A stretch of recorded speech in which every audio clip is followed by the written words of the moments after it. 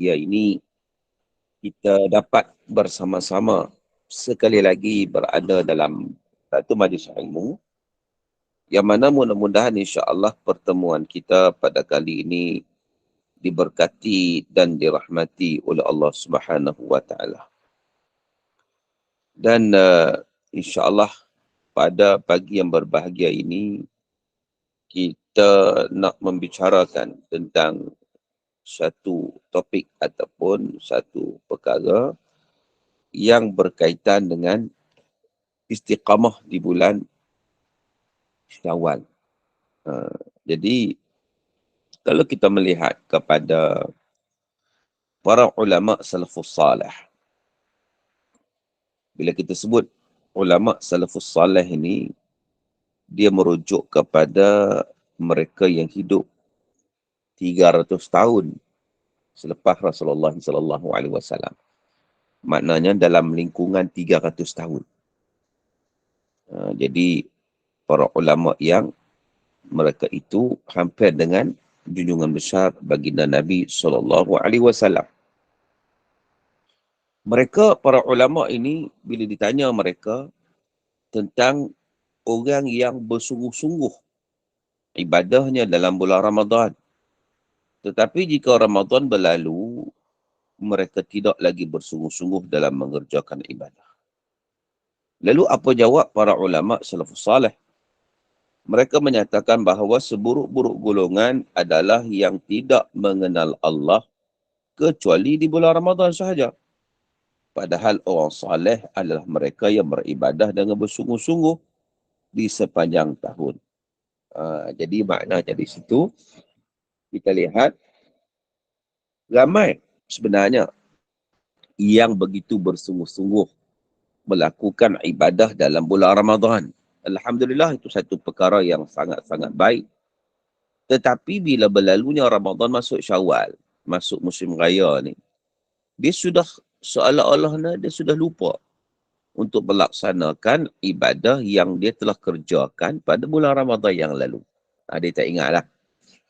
Dia tinggal terus dah. Maka itu menunjukkan tentang bagaimana yang disebut oleh para ulama merujuk kepada seburuk-buruk golongan. Maka dengan sebab itu, almarhum Syekh Qaradawi juga menyatakan dalam sebuah kata-katanya masyhur, dia kata apa? Kun rabbaniyan wala takun ramadaniyan. Jadilah kamu hamba Allah, bukan hamba kepada Ramadan. Jadi, tuan-tuan yang dirahmati Allah Ta'ala sekalian, meneruskan ibadah serta beristiqamah melaksanakan ibadah setelah berlalunya Ramadan, sebenarnya ia menandakan diterimanya amalan salih yang dikerjakan. Kerana apabila Allah Subhanahu wa taala menerima amalan seseorang hamba itu, pasti Allah akan menolong hamba tersebut dalam meningkatkan perbuatan baik selepas daripadanya. Sebagaimana yang disebut oleh para alim ulama, para cerdik pandai menyatakan bahawa pahala amal kebaikan adalah kebaikan yang ada sesudahnya. Apa makna dia itu? Pahala amal kebaikan adalah kebaikan yang ada sesudahnya. Maknanya, seseorang yang dia dapat beristiqamah, orang itulah sebenarnya yang diterima ibadah yang dilakukan sebelum itu. Contoh begini, kalau bulan Ramadan hari itu, kita begitu committed di masjid dan surau. Contoh, lepas Ramadan, kita masih lagi committed. Maknanya, Ramadan kita itu memang diterima oleh Allah Ta'ala. Kita mendapat pahala pada bulan Ramadan yang lalu. Tetapi sekiranya pada bulan Ramadan yang lalu, kita begitu berada committed di masjid, lepas Ramadan kita tinggal terus masjid, tak pergi dah. Tak pergi dah, tunggu Ramadan tahun depan pula. Maknanya di situ menunjukkan amalan kita pada hari itu, Ramadan kita hari itu sebenarnya tidak diterima di sisi Allah Subhanahu wa taala. Itu maksud pahala amal kebaikan adalah kebaikan yang ada sesudahnya. Maka dengan sebab itu, Sesiapa yang dikatakan mengerjakan kebaikan sebenarnya adalah dilihat berdasarkan kebaikan yang ada sesudahnya. Jadi maknanya apa? Sesiapa yang mengerjakan kebaikan, kemudian dia melanjutkannya dengan kebaikan yang lain, maka itu adalah merupakan satu tanda makbulnya amalan yang pertama. Maknanya diterima oleh Allah Ta'ala amalan yang pertama. Tapi demikian sebaliknya, jika kalaulah seorang itu melakukan satu kebaikan, tapi lepas benda tu, dia tak buat baik lagi lah. Dia buat benda buruk. Ataupun dia tak istiqamah dalam melaksanakan perkara kebaikan itu.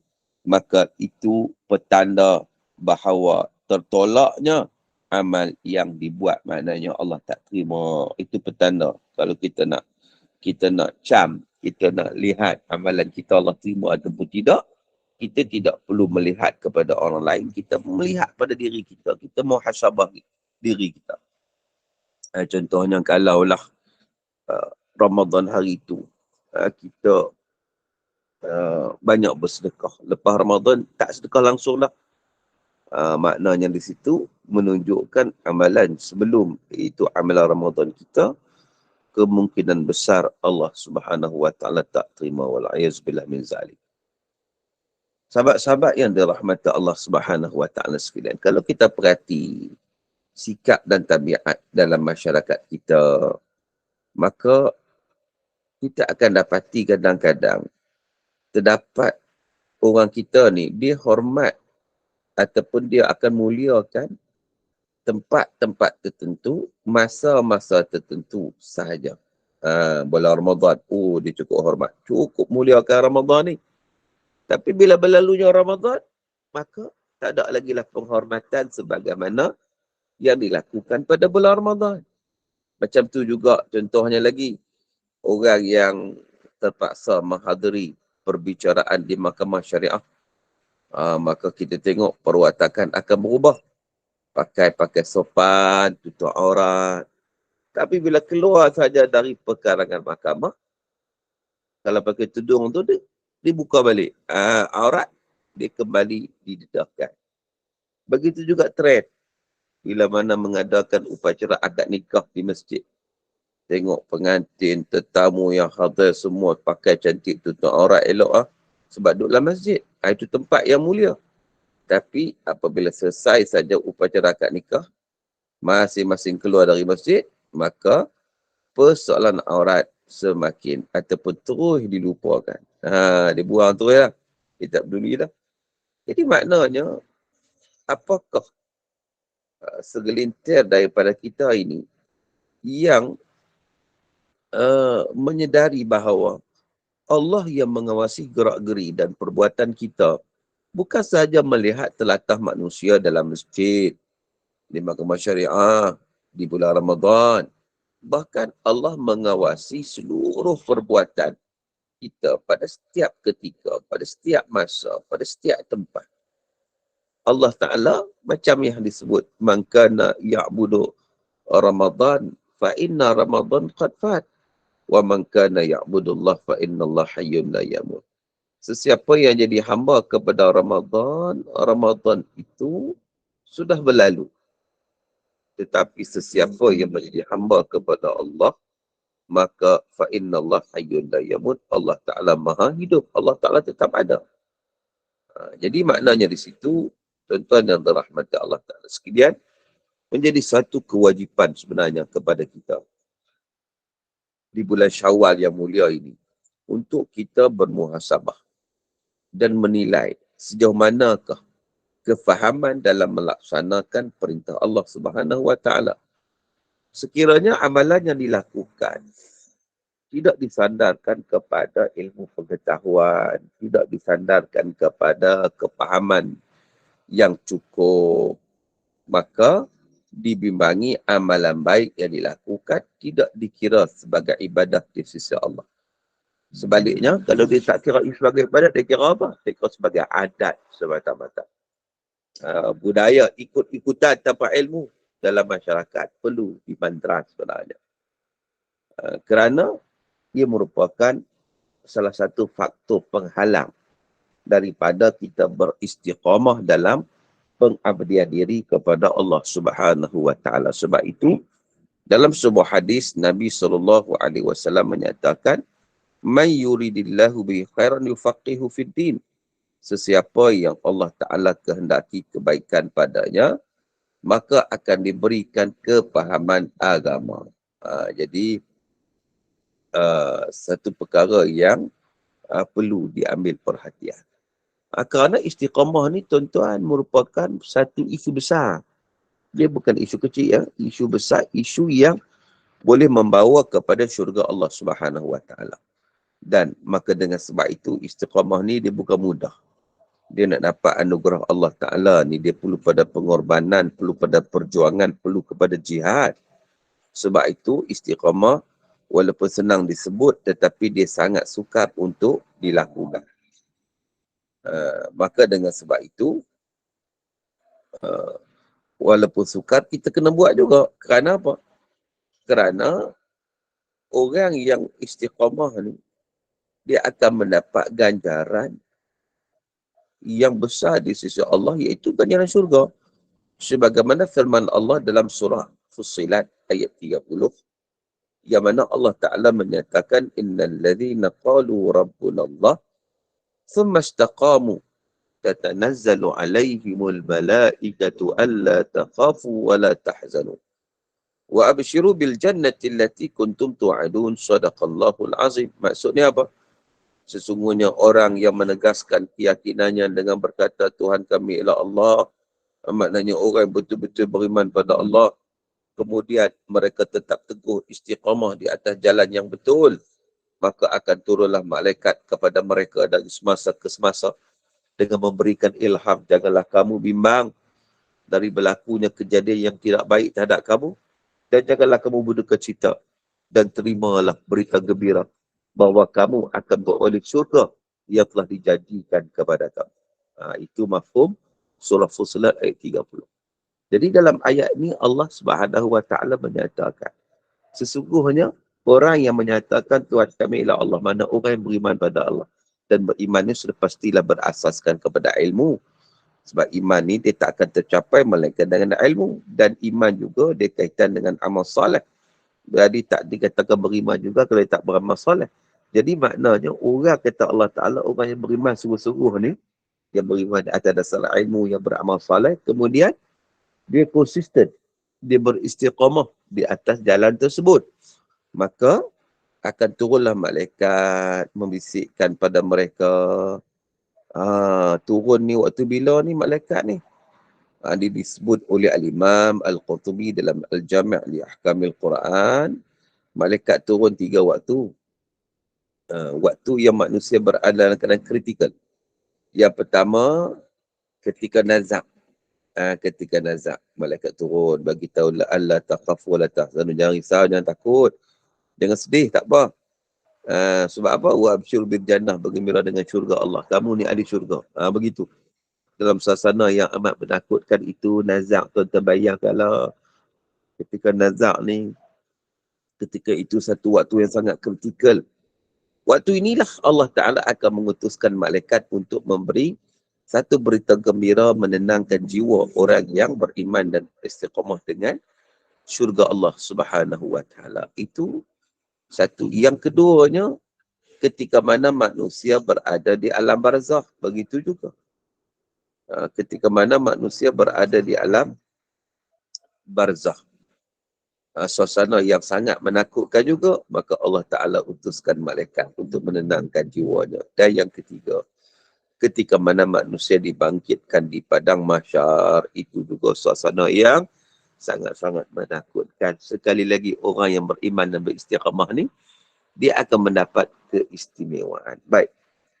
Tuan-tuan sahabat-sahabat yang dirahmati Allah Ta'ala sekalian, bahkan disebut kepadanya, wa abshiru bil jannati allati kuntum tu'adun, bergembiralah dengan syurga Allah yang dijanjikan kepada kamu.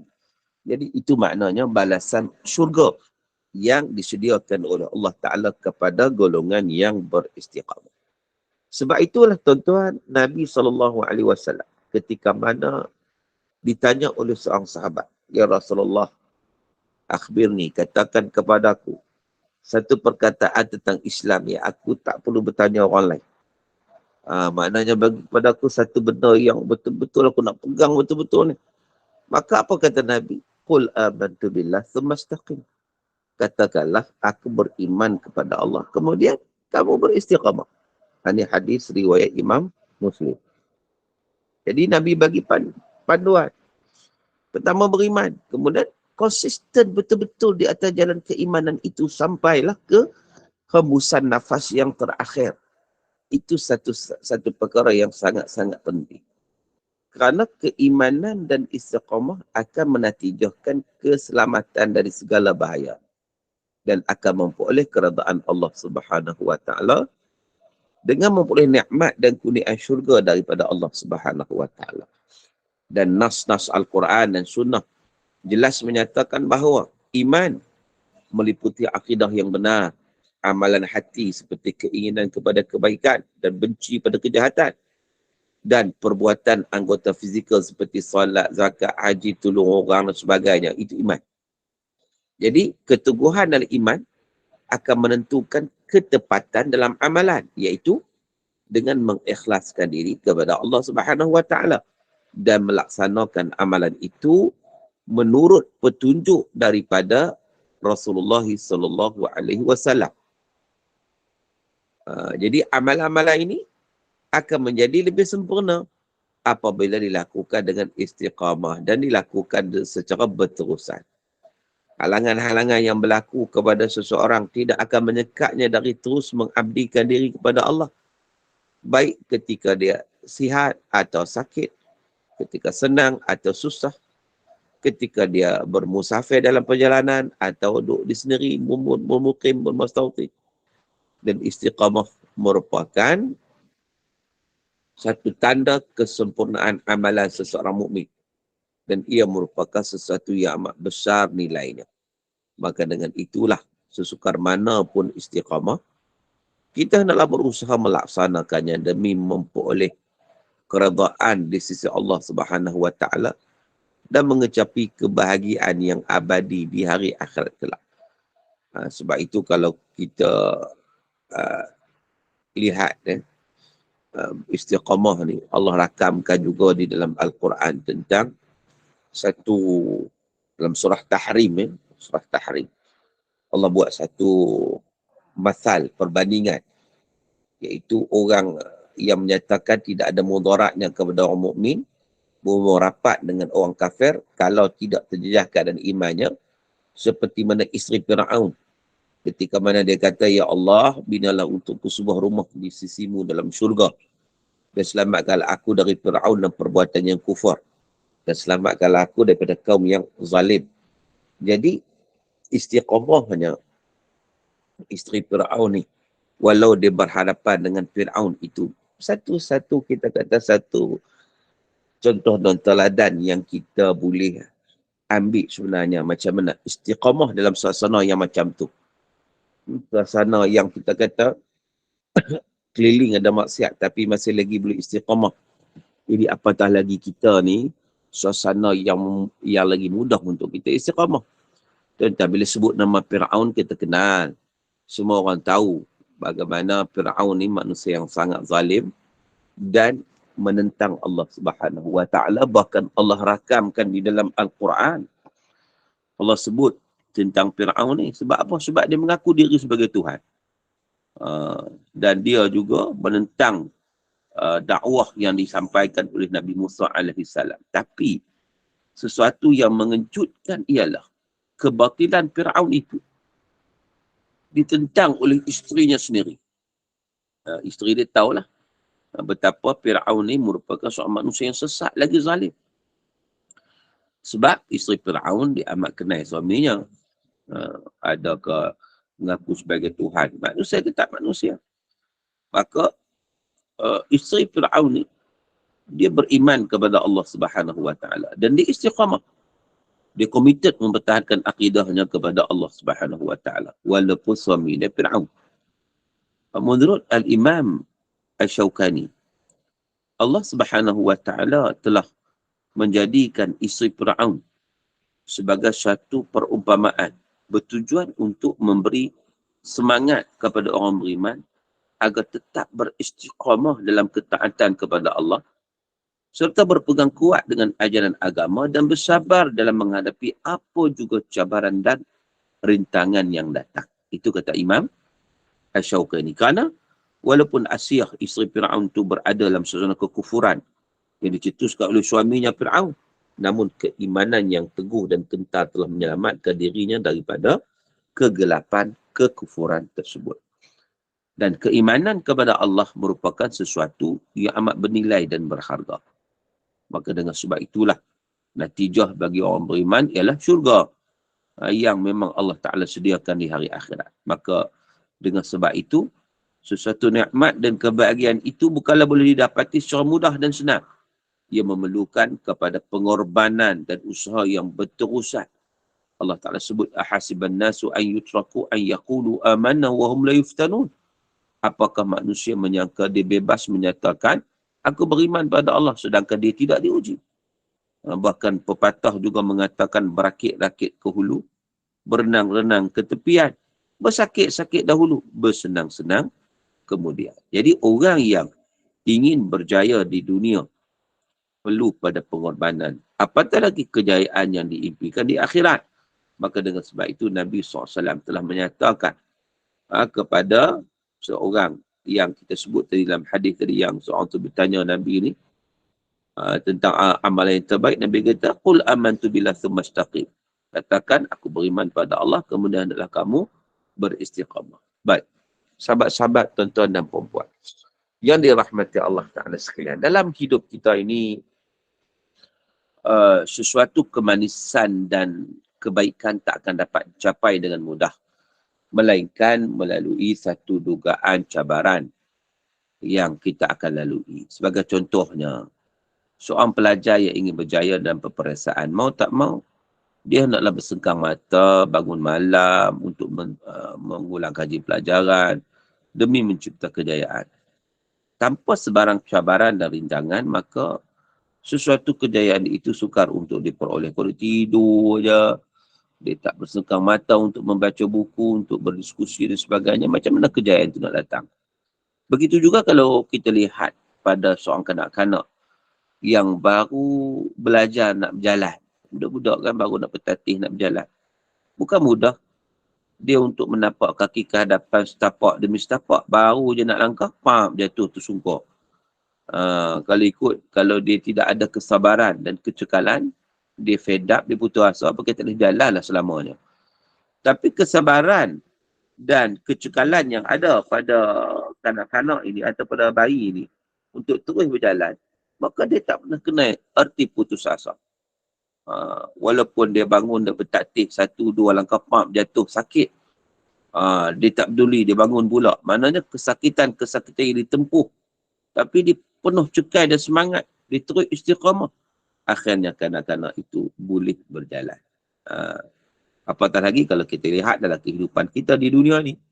Banyak sekali cabaran dan dugaan yang akan dihadapi dan ditempuh untuk menuju kejayaan. Orang yang beriman hendaklah bersabar dalam melaksanakan ketaatan dan menjauhi sebarang maksiat demi sebuah kebahagiaan di dunia dan juga di akhirat. Tuan-tuan, bila kita sebut tadi tentang isteri Fir'aun, siapa isteri Fir'aun sebenarnya yang begitu hebat, beriman dan juga beristiqamah walaupun menghadapi cabaran, rintangan, dugaan yang sangat besar? Menurut Al-Imam Al-Qurtubi dan juga Ibnu Ashur dalam At-Tahrir wa Tanwir, dia kata isteri Fir'aun tu nama dia Asiyah binti Muzahim.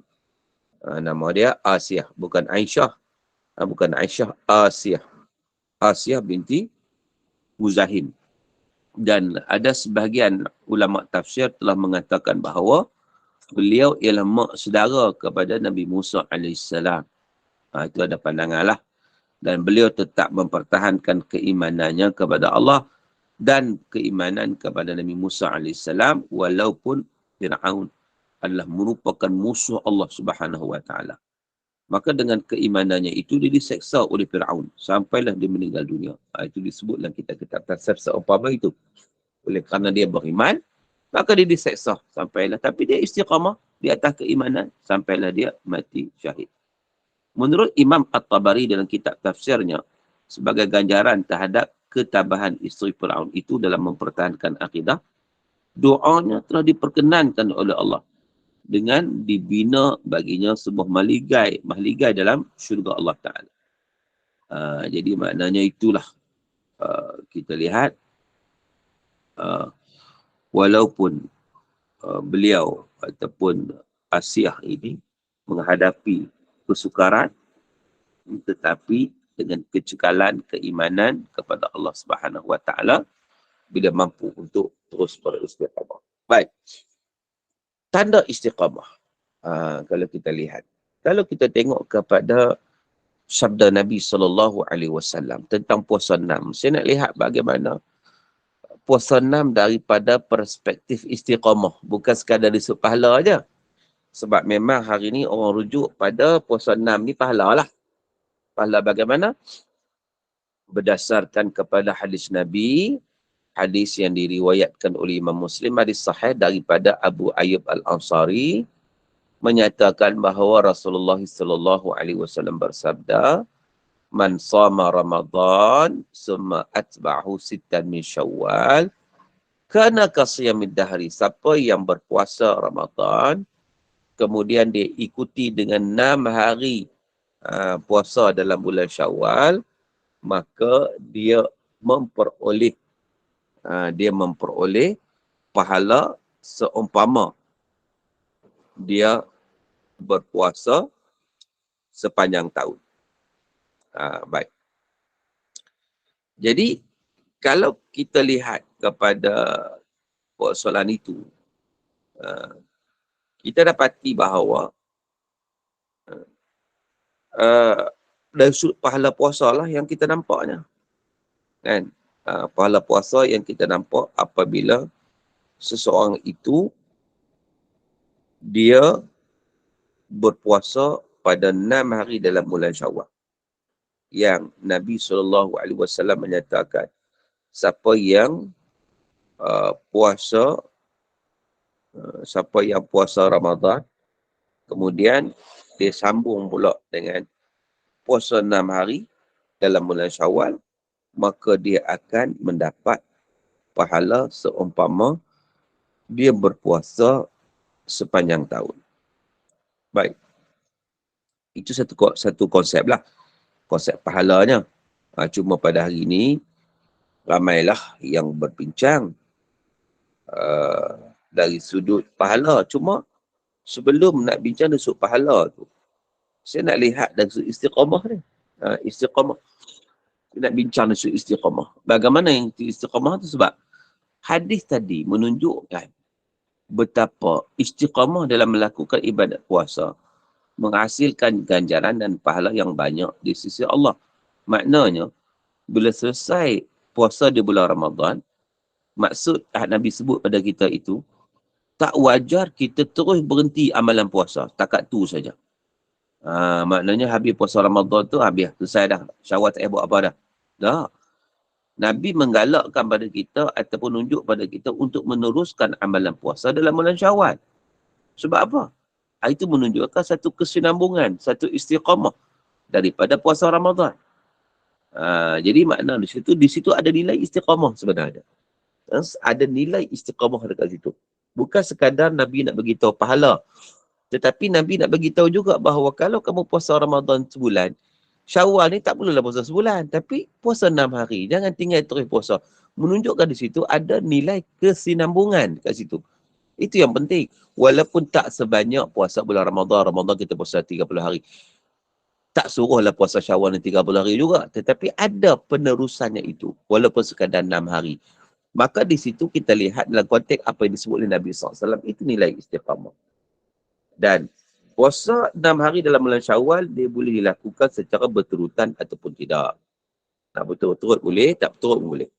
Kerana kalau kita tengok dalam hadis, dalam ungkapan dalam hadis, Nabi kata, sittan min Syawal.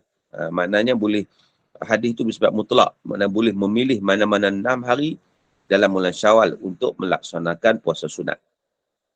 Tapi, kalau bersegera dalam melaksanakan puasa 6 lebih utama. Dan Begitu juga tak wajib untuk melaksanakan puasa 6 bulan Syawal ni secara terus menerus. Tapi itu lebih baiklah. Tapi wajib ke buat betul terus menerus? Tidak. Tapi itu lebih baik. Kata Imam Khatib Asy-Syarbaini dalam kitabnya Mughni Muhtaj, puasa 6 elok dilaksanakan secara berturut-turut. Tetapi sekiranya dilakukan secara berselang-seli juga tidak menjadi satu kesalahan. So, tidak ada masalah untuk dilakukan. Yang pentingnya 6 hari dalam bulan Syawal. Antara fadilat puasa 6 ialah mereka yang melaksanakan puasa 6 setelah berpuasa Ramadan akan diberi ganjaran seperti puasa setahun. Sebagaimana yang disebut dalam hadis. Dan para ulama menghuraikan rahsia di sebalik ganjaran tersebut dengan mendatangkan dalil daripada sabda Nabi SAW. Riwayat Imam An-Nasa'i yang bermaksud berpuasa pada bulan Ramadan seolah-olah puasa selama 10 bulan. Dan puasa 6 pada bulan Syawal seperti puasa 2 bulan. So 10 bulan cepuk 2 bulan maknanya setahun lah. Dalam kitab Sabilul Muhtadin oleh Syekh Muhammad Arsyad Banjari dinyatakan bahawa setiap amalan digandakan 10 kali ganda. Puasa 30 hari kali 10, bulan Ramadan ni puasa 30 hari kali 10, 300. Puasa 6 kali 10 pula 60. So 360. 360 ni bersamaan dengan 1 tahun. Baik, itu pengiraan lah yang disebut oleh para ulama. Dan sebagai satu perkara juga, sebagai manusia yang jadi hamba Allah Ta'ala, memang seandainya amalan puasa diwajibkan atas kita pada bulan Ramadan, kita tak wajar kita berhenti sekadar itu, tetapi hendaklah kita teruskan pada bulan Syawal. Walaupun sekadar 6 hari. Maka sekadar 6 hari ini seolah-olah menunjukkan bahawa kita tidak melakukan ibadat puasa semata-mata kerana terpaksa atau kewajipan semata-mata. Tapi kita melakukan kerana rasa diri kita sebagai seorang hamba yang benar-benar bersungguh-sungguh untuk mentakarub, mendekatkan diri kepada Allah Ta'ala dan bertujuan untuk membersihkan diri dan menundukkan hawa nafsu. Baik.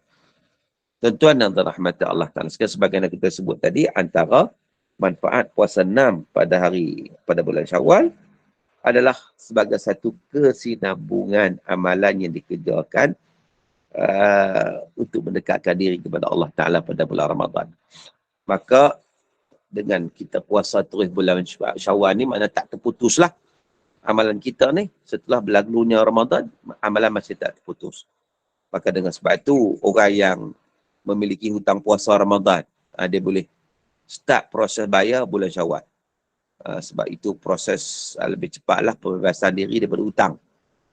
Kemudian, dia boleh sambung dengan puasa 6 bulan Syawal. Jadi, dia boleh buat macam tu. Walaupun begitu, tuan-tuan, ada orang bertanya saya juga, isu tentang puasa 6 ni mana dulu ni, nak qada dulu ke, nak puasa 6 dulu ke. Dia sebenarnya ada pelbagai pandangan ulama. Saya nak rumuskan daripada 3 pandangan. Nak puasa 6 dulu ke, nak puasa qada dulu ke, bagaimana?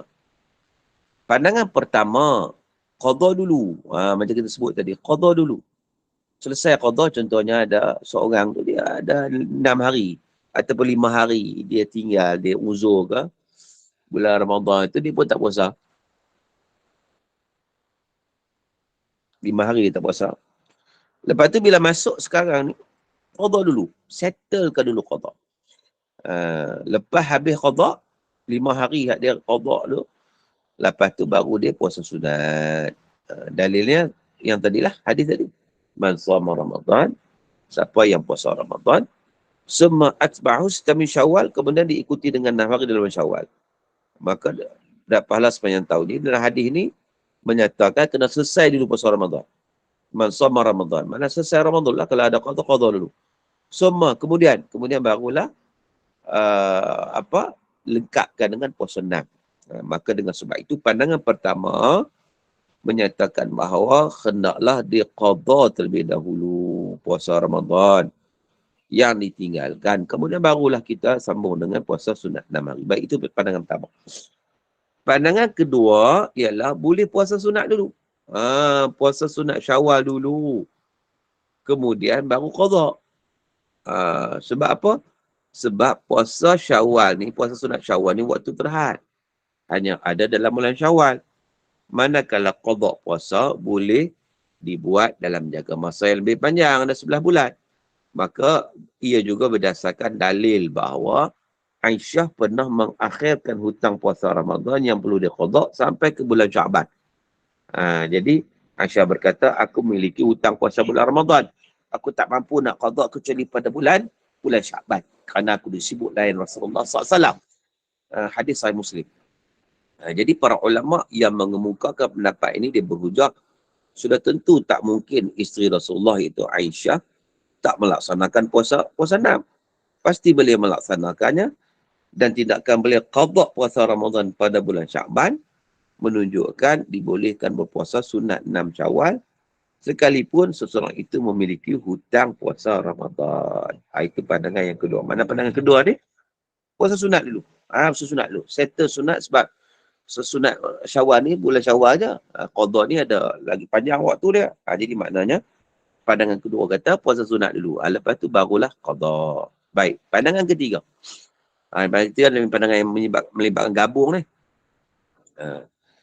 Pandangan ketiga, hendaklah kita niat puasa qada. Niat puasa qada. Dan apabila puasa qada kita berbetulan dengan hari yang disunatkan, maka kita akan dapat pahala puasa sunat sekali. Ini pandangan dikemukakan oleh para ulama fiqh seperti Syekh Zakaria Al-Ansari, Syekh Atiyah Saqr dan kebanyakan ulama Syafi'i. Ulama mazhab Syafi'i. Apabila amalan wajib dilakukan bertepatan dengan waktu yang disunatkan, maka pahala sunat akan turut diperoleh. Contoh, apabila masuk dalam masjid dan didapati salat fardu sedang dikerjakan, maka hendaklah terus menunaikan salat fardu berjemaah dan pahala sunat tahiyatul masjid akan terhasil juga. Begitu. Buat yang besar dapat yang kecil. Dan Syekh Zakaria Al-Ansari menyatakan apabila berpuasa qada dalam bulan Syawal, maka pahala puasa 6 akan terus diperoleh kerana ia telah mencapai maksud hadis Nabi SAW agar berpuasa di bulan Syawal. Cuba tengok hadis. Hadis Nabi SAW kata, man sama Ramadan. Okey, siapa yang puasa Ramadan? Summa atba'ahu sita min Syawal. Kemudian dia mengikuti dengan 6 hari dalam bulan Syawal. 6 hari dalam bulan Syawal. Jadi puasa 6 hari itu tak disebut puasa apa? Puasa qada ke, puasa sunat ke, puasa apa. Jadi asalkan puasa 6 hari dalam bulan Syawal, maka pada ketika itu dia akan mendapat dia kira sebagai puasa 6 lah. Jadi dia pun puasa qada dalam bulan Syawal. Bila dia puasa qada dalam bulan Syawal, maknanya dia sudah menepati konsep puasa 6 hari. Kalau dia qada 6 hari, maka dia menepati konsep tersebut. Jadi di sini yang maksudnya puasa gabung tu. Puasa gabung maknanya dia niat qada pada bulan Syawal, maka dia akan mendapat puasa 6 sekaligus. Baik. Dan antara perkara yang kita boleh buat juga, kita akan dapat fadilat yang banyak ketika mana kita berpuasa 6 ni. Contohnya, dia gabung. Kalau kita qada pada bulan Syawal, kita akan dapat pahala puasa qada dan pahala Syawal itu sendiri. Kalau kita puasa pula hari Isnin pula, dia dapat pahala Isnin lagi. Kalau kita puasa hari putih pula, hari putih Ayyamul Bid, dapat pahala putih lagi. Jadi maknanya, ianya mendapat banyak pahala lah kalau kita puasa pada hari-hari tertentu. Contohnya lah kalau kita nak tengok tarikh kalau kita nak puasa, walaupun kita boleh puasa lagi cepat lagi bagus, cumanya kalau nak ambil waktu, kadang orang dia nak berselang-seli sebab nak raya dulu kan, dia nak buat terus dia tak mampu, dia nak selang-seli. Okey, antaranya kita puasa bila hari ni lah 27 April, 27 April 6 Syawal hari ni. Sebab apa? Sebab selain pada puasa lama ni hari Khamis, dapat pahala 2 sekali. Dapat pahala 2 sekali. Puasa Syawal sekali, dan juga hari Khamis sekali. Kan? Begitu juga kalau hari Senin depan 1 Mei, macam tu juga. 10 Syawal, kita boleh puasa juga. Kita rangka puasa kita. Kemudian kalau Khamis depan, dia hari putih. Sebab Khamis depan 13 Syawal. Jadi kita beri pun Khamis, puasa sunat Khamis, puasa sunat Syawal dan puasa hari putih. 3 in 1 lagi pahalanya. Kemudian kalau hari Khamis kita puasa hari putih, kita akan lanjutkan lah. Khamis, Jumaat, Sabtu, 13, 14, 15. Itu semua hari putih lah. So kita dapat pahala puasa Syawal dan pahala hari putih. Dan juga macam biasalah kalau kita lanjutkan hari Isnin. Hari Isnin 17 Syawal contohnya. Hari Khamis 20 Syawal. Isnin kemudian 24 Syawal. Dan Khamis yang terakhir 27 Syawal. Itu antara waktu-waktu kalau orang yang dia nak puasa secara berselang-seli, mungkin dia boleh ambil waktu-waktu yang terbaik lah. Waktu-waktu yang dia memungkinkan mendapat pahala yang lebih banyak daripada waktu-waktu yang biasa.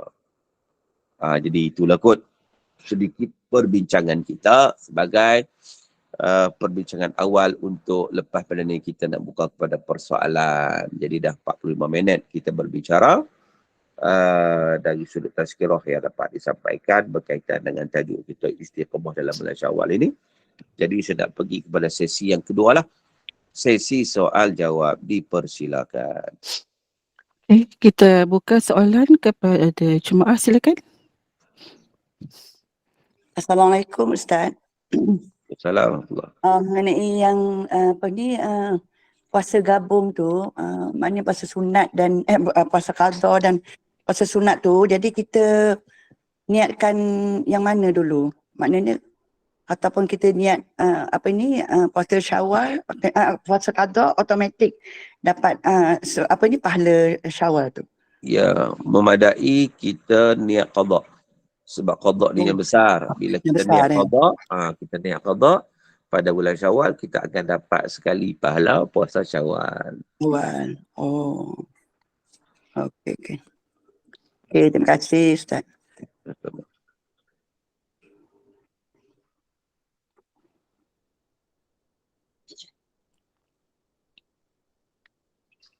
Lagi soalan?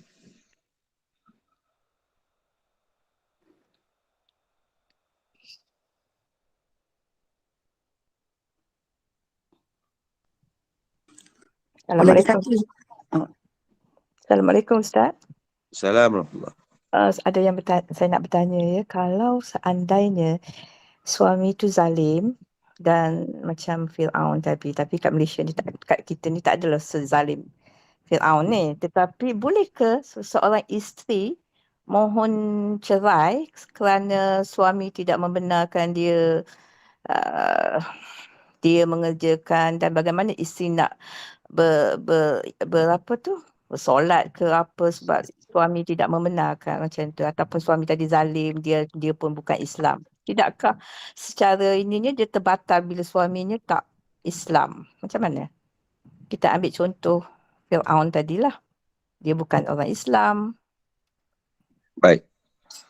Dia sekiranya suami bukan Islam, maka automatik perkahwinan itu terbatal dalam syariat Nabi Muhammad SAW.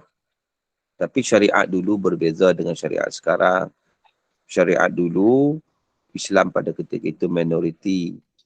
Kan? Jadi maknanya tidak menyebabkan terbatal perkahwinan, melainkan setelah dibatalkan. Walaupun bukan Islam, masalah seorang pasangan bukan Islam, itu peringkat awal. Manakah begitu juga pada zaman dulu.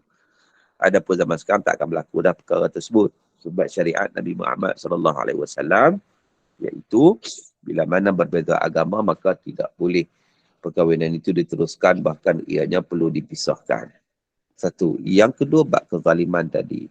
Kalaulah suami itu memudaratkan pada agamanya, menyebabkan dia tak boleh nak bentuk aurat, tak boleh untuk berpuasa, tak boleh untuk solat, maka pada ketika itu memang menjadi kewajipan pada dia untuk dia berpisah demi untuk dia melangsungkan agama dia. Walaupun contohnya suami tak bagi, dia tetap kena buat, dia tak boleh ikut. La ta'ah li makhluqin fi ma'siyatil khaliq. Tidak ada taat pada makhluk dalam melakukan maksiat pada Allah. Suami tak bagi sembahyang, dia kena sembahyang juga. Suami tak bagi tutup aurat, dia tutup juga. Jadi kalau berlaku perkara tersebut, kalau bila begitu suami pun melakukan zalim sebab tak ikut dia, pukul dan sebagainya, maka dia boleh report polis dan melakukan proses perceraian lah, sebab itu memudaratkan bagi dirinya. Itu keadaannya. Wallahu a'lam.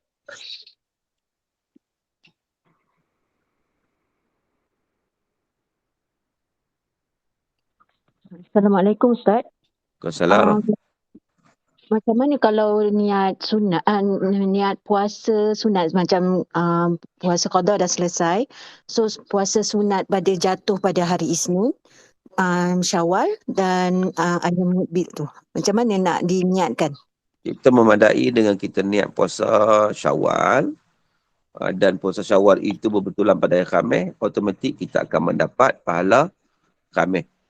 Dan bila mana dia berbetulan pada hari putih, maka dia dapat sekali pahala. Jadi kalau Jadi tak kita niat memadai dengan niat puasa bulan Syawal, sunat Syawal pun sudah memadai.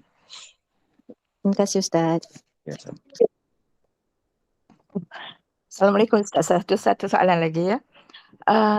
Suami saya sekarang sakit ya, sepanjang bulan Ramadan ni sebenarnya suami saya di hospital dan tidak dapat berpuasa lah. Untuk fidyah, adakah, sebab kami merasakan dia akan sihat lah kan, adakah dia perlu membayar fidyah kerana saya rasa dia mampu berpuasa selepas ni menggantikan puasa, atau macam mana? Dalam Al-Quran Allah sebut, man kana minkum maridan aw ala safarin fa iddatun min ayyamin ukhra. Kata Allah, sesiapa yang sakit atau bermusafir, dia boleh buka puasa, lalu hendaklah dia menggantikan puasa pada hari yang lain. Jadi kalau suami dalam keadaan sakit, tapi sakitnya itu bukan sakit yang berterusan, sampai waktu dia akan sembuh, maka dia tak perlu bayar fidyah, dia hanya perlu qada sahaja, sebagaimana yang telah dinyatakan dalam ayat Quran yang saya sebut tadi. Jadi sihat dan sihat nanti dia hanya qada je, tak perlu fidyah. Okey, terima kasih. Dan soalan dari chat ni, Ustaz Ibu Lin, daripada Ibu Lin. Assalamualaikum. Bagaimana suami yang mengatakan di rumah adalah ladang pahala isteri dan tak menggalakkan isteri ke masjid? Terima kasih. Baik. Isteri dia ada dua pilihan, sama ada solat di rumah ataupun solat di masjid.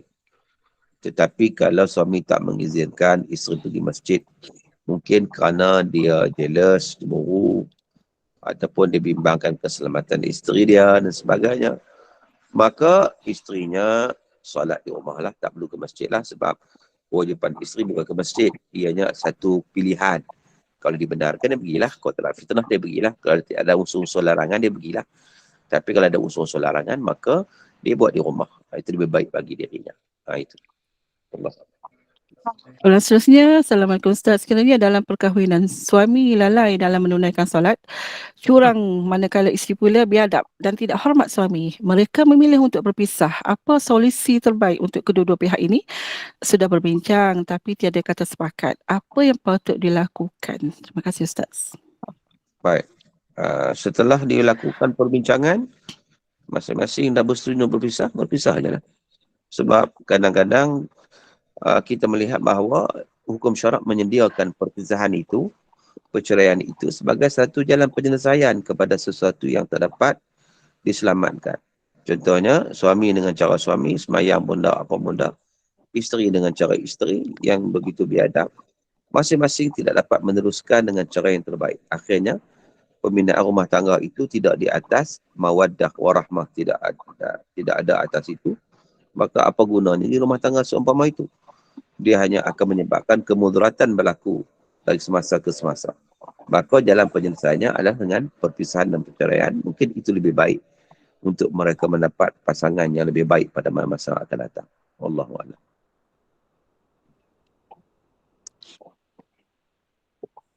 Assalamualaikum Ustaz. Alhamdulillah. Saya nak tanya, adakah sama solat kalau kita solat qada dalam waktu solat sunat sama ke macam puasa tadi? Dapat pahala, dua pahala, So, qada waktu sunat waktu apa? contohnya solat Lepas kita solat isyak, kita solat sunat ba'diyah isyak, tapi kita buat qada isyak. Maknanya boleh dapat dua pahala sama macam kita puasa tadi ke? Solat. Ya, dia sebenarnya kalau kita qada isyak pada waktu tersebut, contohnya kita qada isyak pada waktu malam, pada waktu qiyamul lail, kan? Maka memang esok konsepnya kita juga akan mendapat pahala solat pada waktu malam sebab kita tunaikannya pada waktu malam.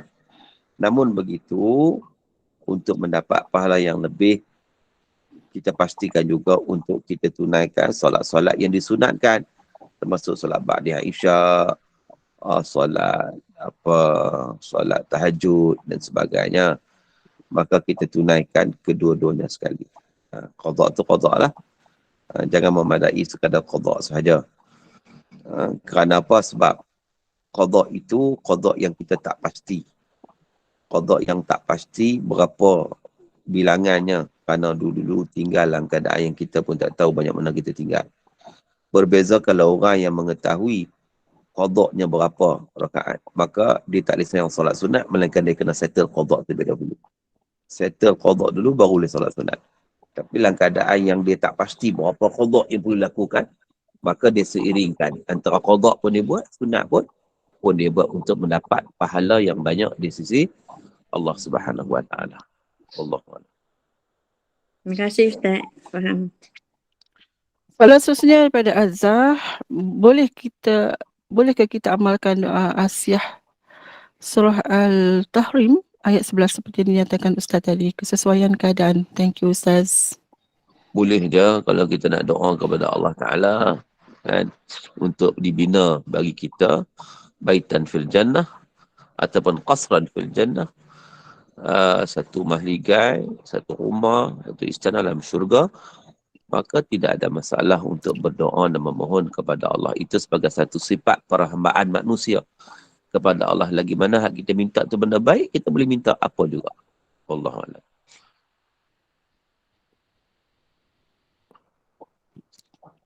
Okay, ada soalan yang lain silakan.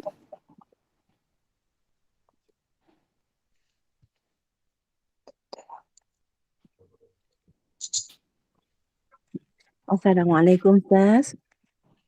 Salam. Saya ada hutang puasa sebulan tahun lepas, tapi saya dah bayar fidyah sebab saya tak mampu lagi untuk ganti. Kemudian tahun ini, walaupun doktor tak galakkan saya puasa, tapi saya puasa juga sehingga hari yang ke-27 saya drop darah dan saya terpaksa masuk hospital.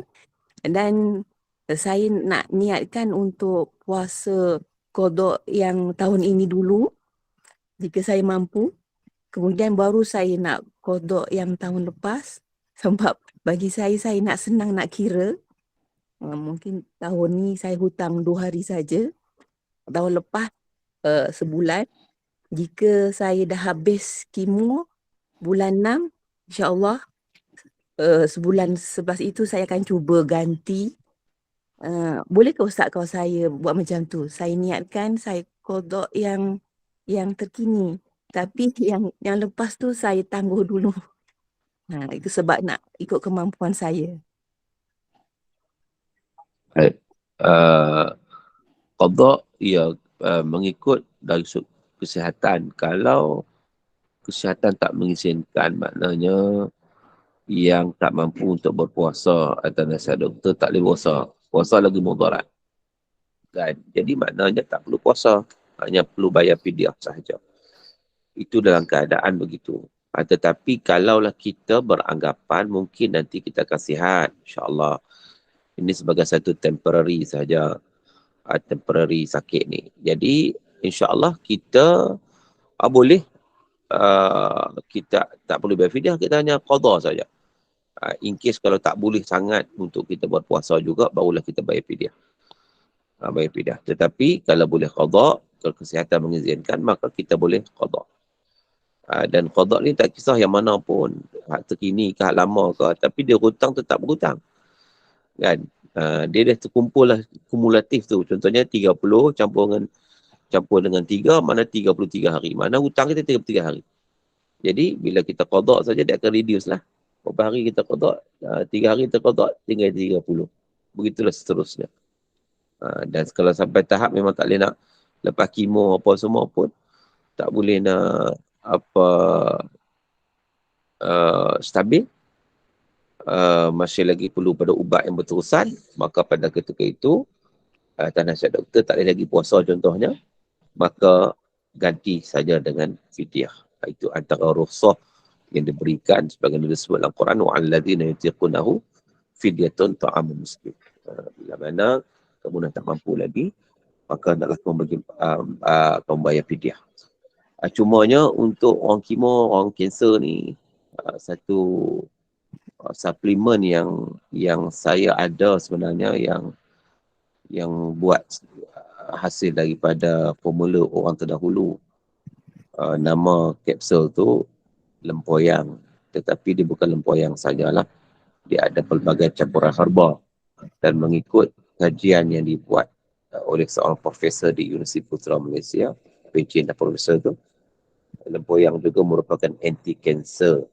Dan saya bagi beberapa orang yang kanser, alhamdulillah, yang baru ni ada seorang kanser darah, dia makan, dia dapat memberi ketahanan pada badan dia, semakin okey. Ada orang yang kemo pun makan, nak kata nak baik terus tidaklah, sebab dia anti kanser, tetapi sekurang-kurangnya dia menstabilkan keadaan dia, sebab kadang-kadang kemo ni dia menyebabkan tenaga tak ada, apa semua tak ada. Betul, Dia Ustaz. mengembalikan tenaga dia.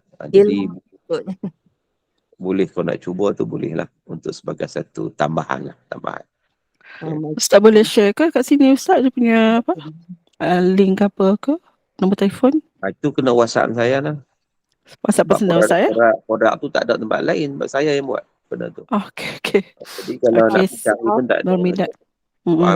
Nak WhatsApp saya, nanti saya setakat ni beberapa orang yang kanser, alhamdulillah ada kesan yang positif. Sama ada yang belum kanser, atau tengah kanser, atau yang sedang menjalani rawatan kanser. Ada seorang tu di Sungai Ramal, ada seorang tu ahli surau lah, dia minta kat saya untuk isteri dia kena kanser apa, tisat limpok. Apa dipanggil, dia ada ketumbuhan gitu. Kemudian dia makan, alhamdulillah, sebagai mengecut dan tak perlu dia lakukan operation. Itu dia mencegah juga. Alhamdulillah. Jadi setakat ni banyak kes-kes yang, ialah formula ni formula orang dulu, kita hanya jadikan dia sebagai satu makanan tambahan. Bukan formula kita, formula orang dulu. Tapi kalau dibiarkan formula yang baik macam tu, rugilah. Betul saya buat lah.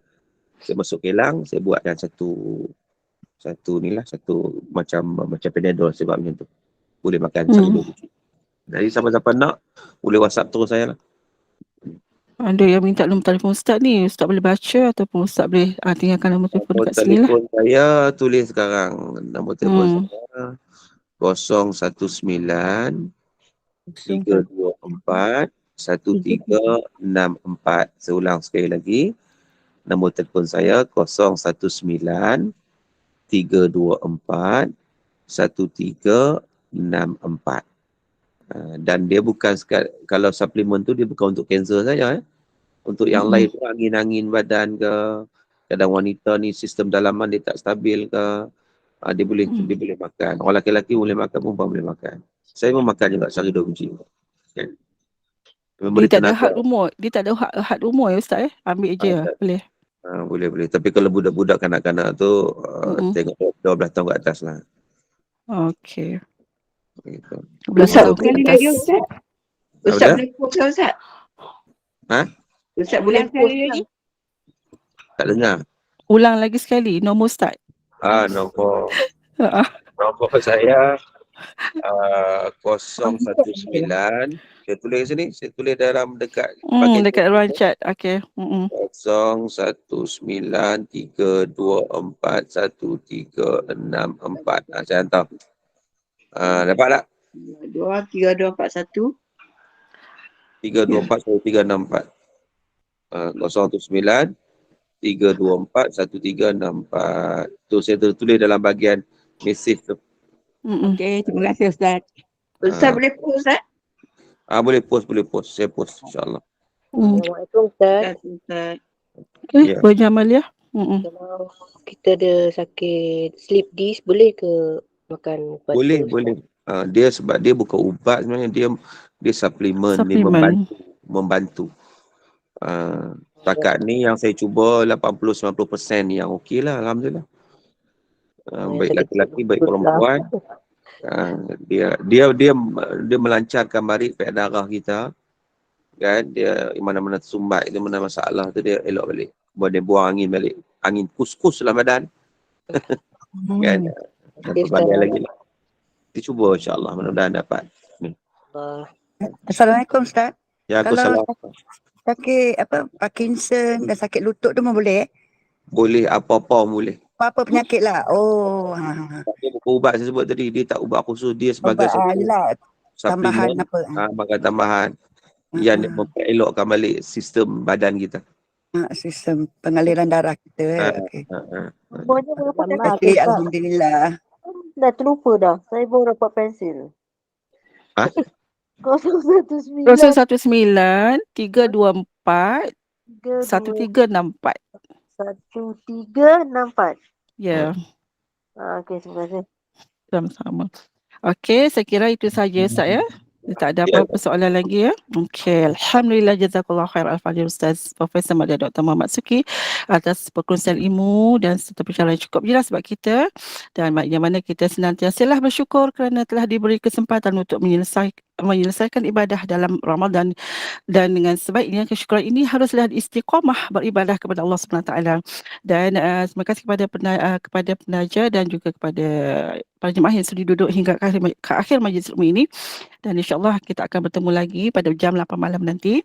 Dan Ustaz, kita tahunkan dulu majlis ilmu kita ini dengan tasbih kafarah dan surah Al-Asr. Silakan Ustaz. Baik, insya-Allah. Jadi mudah-mudahan kita dapat sedikit manfaat daripada perbincangan kita pada pagi ini, dan yang lebih penting ialah kita dapat beristiqamah, insya-Allah. Mudah-mudahan Allah memberi kekuatan kepada kita untuk kita terus istiqamah. Jadi sekadar itu kita tutup majlis kita dengan bacaan tasbih kafarah dan surah Al-Asr. Subhanakallahumma wa bihamdik asyhadu an la ilaha illa anta astaghfiruka wa atubu ilaik. Bismillahirrahmanirrahim. Wal 'asri innal insana lafi khusr illa alladhina amanu wa 'amilus solihat wa tawasaw bil haqq wa tawasaw bis sabr. Wabillahi taufiq hidayah. Wassalamu alaikum.